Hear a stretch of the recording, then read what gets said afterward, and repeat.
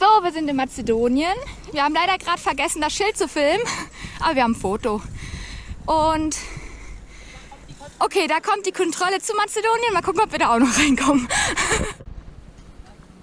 So, auch die Mazedonier haben uns reingelassen. Sehr nett sind die alle. Auch die Polizisten und so. Wir wurden schon öfters mal vorgenommen, einfach an der Schlange vorbei nach ganz vorn. Und dann fragen sie mal, oh, aus Deutschland. Und wollen wissen, wo wir hinfahren, wo wir herkommen, wie lange wir unterwegs sind. Ziemlich nett. Nicht als ganz normale Grenzbeamte fragen, sondern freundlich gemeint, wirklich. Genau, die fragen nicht, weil sie es wissen müssen, so als Kontrolle, sondern einfach, weil sie neugierig sind und das die interessiert. Und haben dabei alle mal ein Lächeln. Genau, und lächeln tun sie alle, so wie wir. So, jetzt fahren wir durch Mazedonien. Mal gucken, ob das hier genauso toll wird. Wahrscheinlich schon.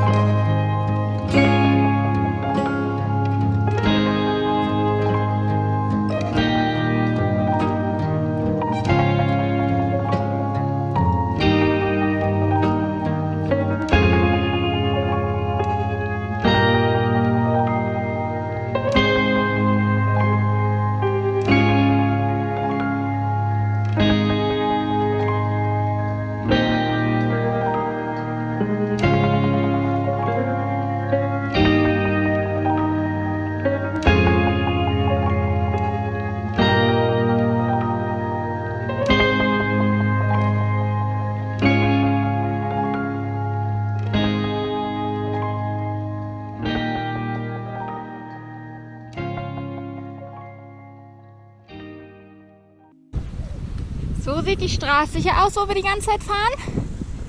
Zwischen den dicken Bergen durch. Und unten rechts ist ein Fluss. An dem fahren wir die ganze Zeit vorbei. Ist echt schön.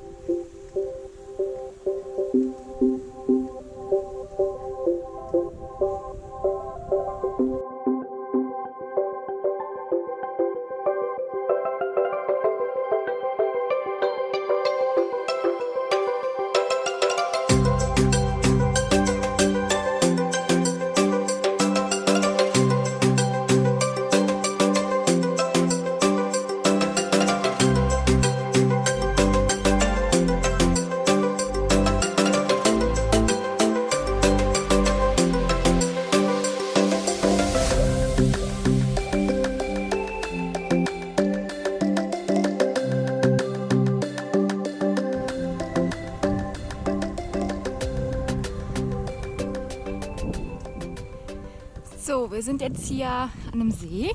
Der ist ziemlich weit unten. Wir haben eigentlich gehofft, dass wir hier zelten können. Haben nämlich jetzt schon 50 Kilometer. Und der Nachteil an den Bergen ist, dass man natürlich nicht so schnell was zum Schlafen findet, weil es ziemlich steil ist. Und unsere Hoffnung war, dass wir hier irgendwo am See runterkommen, aber scheint nicht so. Verdammt. Mal sehen, dann müssen wir wohl weiterfahren. So, wir sind in Mazedonien auf 1300 Höhenmeter. Haben auch 1300 Höhenmeter heute gemacht. Sind, glaube ich, bei 500 losgefahren. Aber halt immer wieder rauf und runter und rauf und runter. Und so im Grunde sind wir auf 1300 Höhenmeter gekommen. Haben einen Zeltplatz. Da vorne stellen wir gleich das Zelt auf. Und da hinten ist die Straße. Also nicht optimal, aber wir haben gelernt, den erstbesten sollte man nehmen. Genau. Und bei mir ist der Winter ausgebrochen. Ich habe ein Hemd an und ein T-Shirt und eine Fleecejacke und eine lange Hose und Wintersocken. So, und die Jacke hebe ich mir für später auf. Wir haben nämlich nur noch 18 Grad. Es ist ziemlich kalt hier. Willkommen in den Bergen, genau. Basti sitzt hier, wie man ihn kennt, in Gottsahose und T-Shirt. Endlich normales Wetter. Aber wenn man die ganzen letzten Tage immer 38 Grad hatte und dann auf einmal nur noch 18, ist das ein Unterschied. So, und jetzt gibt es gleich Mampfi, Reis, Erbsen, Curry und Paprika. Lecker Schmecker. Und so sieht das fertige Essen aus. Mit Curry, wie im Restaurant. Ne? Lecker. So, ich sitze hier gerade im Zelt. Habt ihr alles schön gemacht? Ich rede mit der Kamera. Und eben habe ich ja vorhin gezeigt, also hier vorne raus ist ja dann die Straße. Und jetzt kam natürlich eine Herde von Kühen, die natürlich genau hier rein mussten und den Trampelpfad hier oben hoch wollen. Wie viele Kühe waren das? 3 Kühe. Und haben dabei das Zelt angeschlabbert. Man hört noch die Glocken da oben.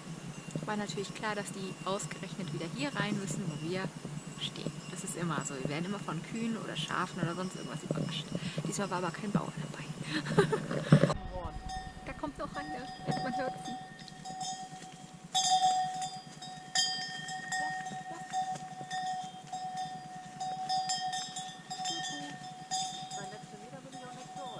Schon ein bisschen gruselig. Guten Morgen. Ja, unsere erste Nacht in Mazedonien ist vorbei und unsere erste Nacht war auch direkt ein bisschen komisch, beziehungsweise der Morgen war ziemlich merkwürdig, denn hier haben wir gezeltet. Da sind unsere Räder, unser Zelt. Wir haben jetzt schon angefangen hier zusammenzupacken. Ja, wie man da sieht, ist der Fahnenmast ab. Und zwar haben wir in der Nacht hier am Zelt was zupfen gehört, sind dann wach geworden, vorne am Zelt. Und kurz danach haben wir was an den Fahrrädern rascheln gehört. Also das, was an den Fahrrädern war. Da haben wir halt hinten rausgeguckt, aber nichts gesehen. War ja auch dunkel. Und jetzt heute Morgen, wo wir aufgestanden sind, wo ich Pipi machen wollte, habe ich dann festgestellt, einer meiner Sandalen fehlt. Die haben wir immer vorne. Ich kann es ja mal zeigen.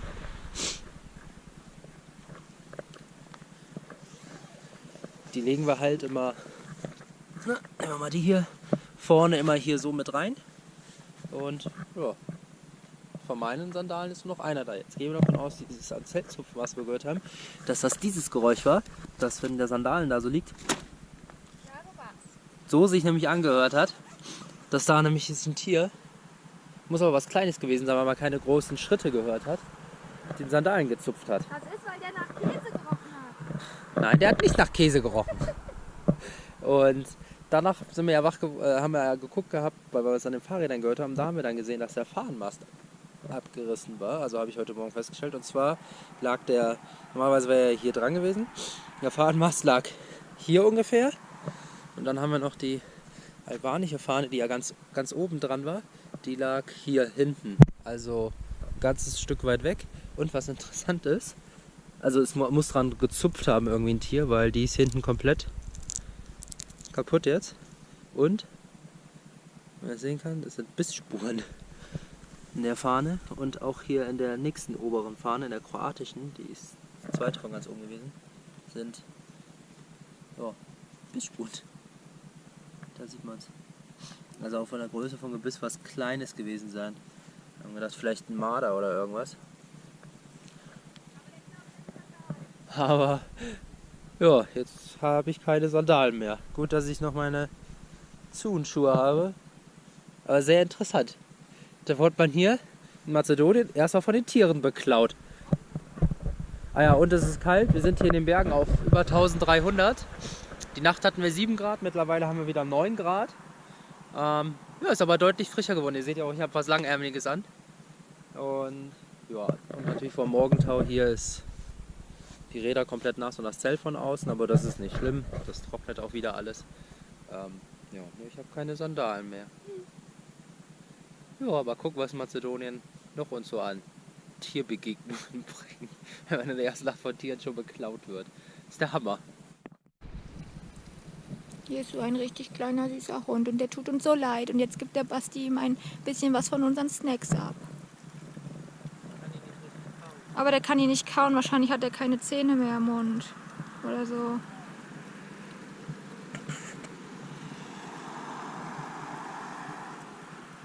Oh. Doch, Zähne hat er wohl.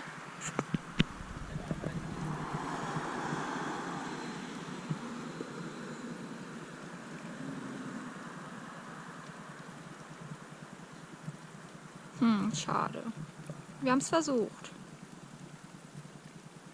Wenn wir zu Hause wären, würden wir den sofort mitnehmen.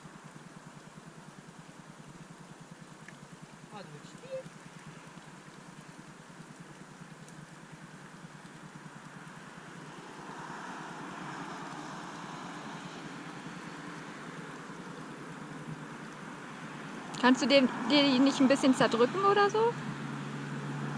Weil die sind schon ziemlich hart. Alles gut.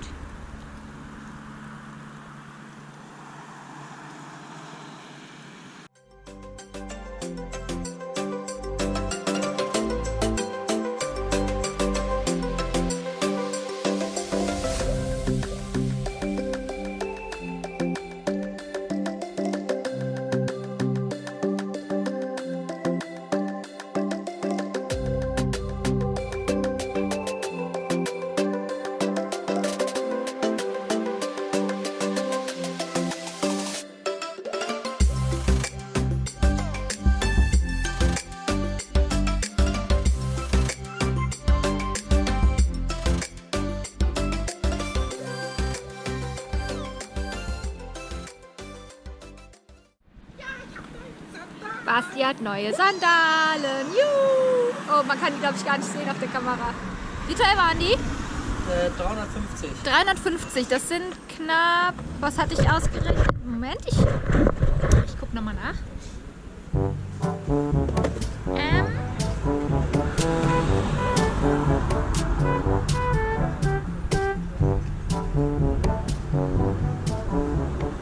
€5,68 für ein paar Sandalen. Ich war nämlich gerade da hinten in dem Supermarkt und da haben wir nämlich was zum Frühstücken eingekauft und da habe ich durch Zufall gesehen, dass sie auch Sandalen da haben für nur €5. Jetzt hat er welche und muss nicht mehr schwitzen, seinen dicken Schuhen. Yay! Ja, weil das böse Wiesel mir die ja geklaut hat. Ah, die sind echt bequem. Ja, die hatte ich gesehen nämlich. Habe ich gedacht, die Daneben gefallen die dir bestimmt. günstigeren, die konntest du leider hinten nicht einstellen. Und dann hing man mit der Ferse immer so Ach so. 3-4 mm hinter. Die wären aber auch nur 1,50 Euro günstiger gewesen. Oh, und das Beste ist, die Muster auf seinen Schuhen. Die passen. Fast. Fast, ja. Okay. Für nur €5. Sehr cool. Und jetzt saßen wir hier gerade eben und haben Frühstückspause gemacht mit Brot und allem. Ja, jetzt gleich geht's weiter. 15 Kilometer bergab gefahren. Ah ja, wir sind 15 Kilometer bergab gefahren, genau. Es war ziemlich kalt. Und jetzt gleich fahren wir weiter. In den Bergen sind wir losgefahren. Also am Zeltplatz, da hatten wir 8,4 Grad. Hier unten in der Ortschaft angekommen. 350 Höhenmeter niedriger, 20 Grad. Aber ich finde es trotzdem kalt. Ich habe lange Klamotten an. Später.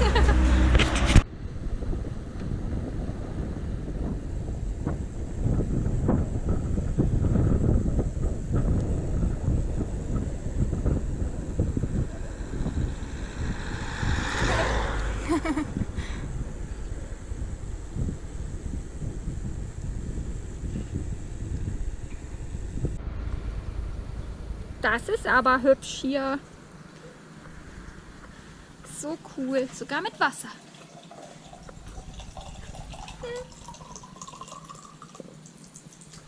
Wasser. Wir mögen Wasser.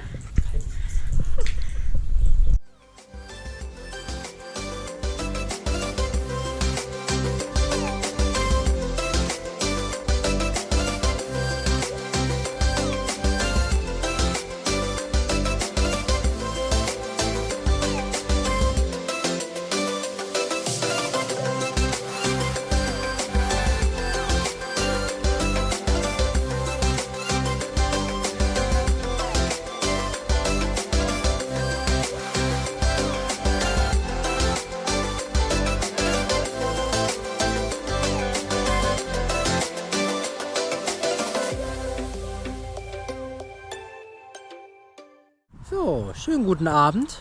Unser Zeltplatz für heute, unsere zweite Nacht in Mazedonien. Und um uns herum sind Berge, Berge, Berge. Ja, wie man sieht, es wird langsam dunkel. Hier neben uns ist so ein angefangener Bau, wo aber auch schon seit längerem nichts mehr passiert ist. Da ist alles zugewachsen und naja, da hat wohl einer keine Lust mehr gehabt oder das Geld ist ausgegangen oder Projekt aufgegeben, wie auch immer. Jedenfalls hier zelten wir schön. Sind soweit komplett fertig. Jasmin liegt schon drinne, hat die Kuschelhöhle zusammengebaut. Unsere Fahrräder sind hier neben dem Zelt angekettet. Achso, und genau, heute Morgen war ja die angeknabberten Fahnen. Die Fahnen habe ich wieder repariert, sind wieder alle dran genäht. Mittlerweile richtig viele. Werden immer mehr. Morgen hoffen wir, wenn wir in Skopje ankommen, dass wir noch eine mazedonische Fahne finden, die da mit drankommt. Und dann haben wir wieder eine mehr. Wem es jetzt vielleicht aufgefallen ist, wer ganz genau darauf geachtet hat, es fehlt die Flagge von Bosnien und Herzegowina. Leider haben wir keine in unserer kurzen Durchreise gefunden. Die wird aber nachgesteuert. Gott sei Dank gibt es Internet, da kriegen wir eine her. Ich werde jetzt noch ein kleines Festivaldüchen machen und dann gehe ich auch ins Bett. Und dann heißt es gute Nacht. Gute Nacht. Wir haben den 6.9. nur mal so als Update, damit man weiß überhaupt, was für ein Datum ist von den Videos immer so. Also wir haben den 6.9. Ja, Geburtstag von meiner Mama. Alles Gute zum Geburtstag und von unserem besten Freund, dem Kai. Alles Gute. Alles Gute, ihr zwei. Ja, wir haben unsere zweite Nacht in Mazedonien verbracht. Diesmal sind noch alle Sandalen da. Juhu, nichts gebobst worden. Da steht unser Zelt. So wie gestern Abend noch. Da war jetzt ein bisschen Morgentau drauf, deswegen lassen wir das jetzt noch in der Sonne eine Runde trocknen. Wir frühstücken jetzt hier noch in Ruhe. Wir haben gestern eingekauft. Lecker Brot und was für aufs Brot drauf. Hier so eine Nuss-Nougat-Creme und Marmelade. Dazu gibt es noch was zu trinken. Wasser und Multivitaminsaft, also als Sirup. Und dann fahren wir heute nach Skopje. Das ist die Hauptstadt von Mazedonien. Haben wir gedacht, unser Weg führt durch Mazedonien. Achso, einmal Update hier zum Video. Ihr werdet es ja mittlerweile schon vorher gelesen haben im Reiseblog oder auf anderen Social Media Kanälen, dass wir aufgrund der aktuellen Lage ja unsere Route ein wenig ändern mussten. Und zwar, wir wollten ja eigentlich durch Bosnien ein ganzes Stück fahren, dann durch mit Montenegro und dann nach Serbien, durch Kosovo und von Kosovo nach Mazedonien, von Mazedonien nach Albanien und von Albanien nach Griechenland und dann unten am Mittelmeer entlang diesen Bogen fahren. Aufgrund der Lage war es aber nicht möglich, also mussten wir umplanen, denn das Problem ist, nach Kosovo und Serbien und sowas reinzukommen, ist nicht das Problem. Das Problem ist, aus Kosovo momentan wieder rauszukommen, weil viele Länder, die Nachbarländer, wie zum Beispiel auch Mazedonien, Bulgarien und auch Montenegro, die Einreisebestimmungen für Leute aus Kosovo aufgrund der Corona-Pandemie angezogen haben. Also da geht nichts ohne einen Test. Und da haben wir gesagt, das wollen wir uns ersparen. Deswegen haben wir uns dann dazu ja entschieden, ein kleines Stück nur durch Bosnien zu fahren, an der Küste entlang. Sind dann durch Montenegro ein ganzes Stück gefahren an der Küste, sind dann abgebogen Richtung Albanien in die Berge. Sind ja da dann vorgestern vorgestern. Ja, vorgestern. Vorgestern in Mazedonien angekommen, reisen jetzt durch Mazedonien, wollen da nach Bulgarien dann rein und von Bulgarien aus nach Griechenland. Denn die einzigste Möglichkeit nach Griechenland über den Landweg reinzukommen, ist ein Grenzübergang in Bulgarien, Promachonas. Und ja, das war aktuell war das angegeben bis zum 31.08. Dann soll es neu entschieden werden. Ja, die ganzen Behörden haben sich wohl ein bisschen Zeit gelassen. Weil wir haben täglich nachgeguckt, ob es irgendwelche Neuerungen gibt. Gestern am 5. waren sie dann endlich mal offiziell online auf der Seite, auf der Ministeriumsseite von Griechenland, also Tourismusministeriumsseite. Und da wurde das jetzt verlängert bis zum 15.09., dass die Regelung so weiterhin besteht. Sache ist halt, was vorher auch schon war, was jetzt weiterhin bleibend ist, dass wenn man aus Bulgarien über diesen Grenzübergang rein möchte, einen PCR-Test vorweisen muss, negativ, der nicht älter als 72 Stunden ist. Dafür hatten wir uns vorab schon schlau gemacht in Bulgarien. Eine Ortschaft rausgesucht mit einem Krankenhaus, die diese Tests anbieten. Wir haben die Formulare dafür, die man ausfüllen muss auf Englisch. Und dann wird der Test gemacht. Wir hoffen, dass es da möglichst schnell geht, dass wir nicht lange da festsitzen, also was heißt festsitzen, aber verweilen müssen in Bulgarien, bis wir die Testergebnisse haben. Weil von der Ortschaft, wo wir die machen, sind es, 80, 90 Kilometer ungefähr. Ich weiß es nicht. Ja, ich glaube sowas um die 80 bis 90 Kilometer bis zu diesem Grenzübergang. Und das schafft man ja locker in 72 Stunden. Von daher, deswegen ist da jetzt einmal ein Update als Video nochmal. Unser Plan so jetzt verlaufen, dass wir halt leider nicht durch Serbien und Kosovo fahren. Ansonsten ganz interessant wäre hinter dieser Hügelkette da hinten, dahinter liegt Kosovo. Normalerweise wären wir von da gekommen, also die Hügelkette geht ja da weiter, von da gekommen nach Skopje, die Hauptstadt von Mazedonien, und wären in die Richtung gefahren, nach Albanien. Jetzt sind wir aber aus der Richtung gekommen und fahren in die Richtung nach Bulgarien. Ja, ist schade, dass wir die zwei Länder nicht besuchen können, weil wir gedacht haben, noch mehr Aufwand mit den ganzen PCR-Tests, weil man immer gucken muss, erstmal, wo kann man die machen. Das ist nicht mal ganz so einfach, manchmal im Internet was dazu zu finden. Und zum anderen kosten die auch eine gewisse Stange Geld, und haben wir gesagt, wenn man da jetzt so, also man hört immer so zwischen 80 bis 120 Euro kosten die im Schnitt pro Land, pro Person, ein Test. Und dann haben wir gesagt, wenn wir dafür dann jetzt zum Beispiel in Kosovo wären wir nur 3 Tage oder 4 Tage maximal gewesen. Dafür dann so viel Geld ausgeben, ist zwar auch blöd, aber wir haben gesagt, ist auf jeden Fall nicht vergessen, die Länder, die wollen wir dann später irgendwann nochmal nachholen. Also von daher. Aber jetzt geht es erstmal Frühstück und dann geht es ab nach Skopje. Und Ein Fähnchen kaufen. da hoffen wir auch, dass wir endlich mal ein Fähnchen bekommen von Mazedonien. Bisher hatten wir leider noch kein Glück. Und ja, aber jetzt frühstücken wir erst nochmal. Guten Hunger!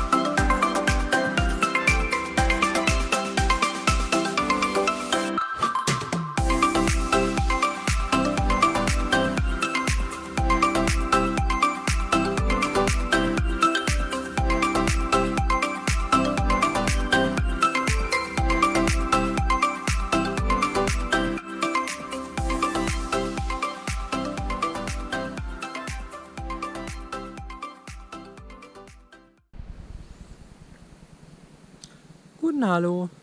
So, unser 4. Tag im Nordmazedonien geht zu Ende. Ja, wieder ein paar Kilometer gerissen. Gestern waren wir ja in Skopje und haben uns Skopje angeguckt, hatten ja da einmal kurz eine Unterkunft genommen, weil wir auch noch ein bisschen Internet haben wollten und ein bisschen Videos bearbeiten und auch die Stadt mal angucken. Sind heute Morgen auch in Skopje losgefahren, waren jetzt wie viele Kilometer? 57, 60 knapp 60 Kilometer. Ich glaube, es waren über oder über 60 sogar. Also so plus irgendwas zwischen 60 und 65 müsste ich nachgucken. Kilometer, die wir gemacht haben, und haben uns jetzt hier zwischen diesen ganzen Feldern, also hier ist drumherum fast gar nichts, unser Zelt aufgebaut, verbringen jetzt hier unsere Nacht und dann geht es morgen weiter Richtung Bulgarien. Bulgarien werden wir übermorgen wohl erreichen, wenn alles gut geht. Und ja,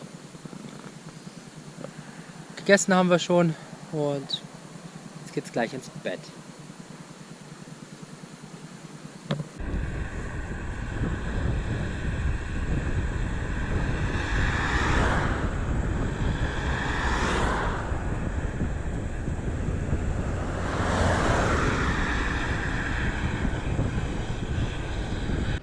Hi. So, Jasmin macht sich noch mal gerade was zu trinken. Gibt Wasser mit Einen kleinen Kirschchen? Schuss Kirschchen. Minimal. Damit man was mit Geschmack hat. Ja. Befährt es sich einfach. So. Unsere schönen Räder. Wir sind jetzt ungefähr 5 Kilometer vor der bulgarischen Grenze. Natürlich geht es wieder bergauf, ganze Zeit. Wir sind von da losgefahren und fahren da hoch und dann geht die Straße da ganz Zeit weiter bis um da oben und dann einmal rum und dann müsste irgendwann die Grenze kommen. Aktuell sind wir auf 860 Höhenmeter. Heute Morgen sind wir losgefahren bei, ich glaube 487 oder sowas waren das gewesen. Also ordentlich Höhenmeter wieder heute. Wir müssen auf 1100. Ja, auf 1100 und ein paar zerquetschte 1120 oder so geht es heute hoch. Da ist auch dann der Grenzübergang. Und ja, und dann sind wir dann in Bulgarien. Hoffen wir mal, dass da auch mit dem Grenzübergang alles klappt, wie bisher immer, dass wir da auch Glück haben. Und ja, wir radeln jetzt dann weiter. Da kommt die Grenze nach Bulgarien. Man kann die Fahnen schon sehen. Und sind jetzt hier auf 1200, ja 1100 Höhenmetern. 50 Kilometer haben wir heute gemacht. Davon die letzten 15 mindestens bergauf. Und jetzt sind wir an der Grenze. Anstrengend ist es auf jeden Fall. Jetzt müssen wir nur noch hoffen, dass wir gleich reinkommen. So, wir sind in Bulgarien. Wir sind jetzt quasi wieder in der EU. Da ist die Grenze. Ich filme da jetzt mal nicht so hin, weil soll man ja eigentlich nicht Grenzübergänge und sowas filmen. Ja, wir sind jetzt wieder in Bulgarien. Hat alles geklappt, ohne Probleme. Jetzt geht es in eine kleine Kurve Richtung Süden nach Griechenland und sind noch 350 oder sowas. Knapp über da sowas roundabout 350 Kilometer bis nach Flogita. Nach Griechenland zu meinen Großeltern, da wollen wir hin. Und ja,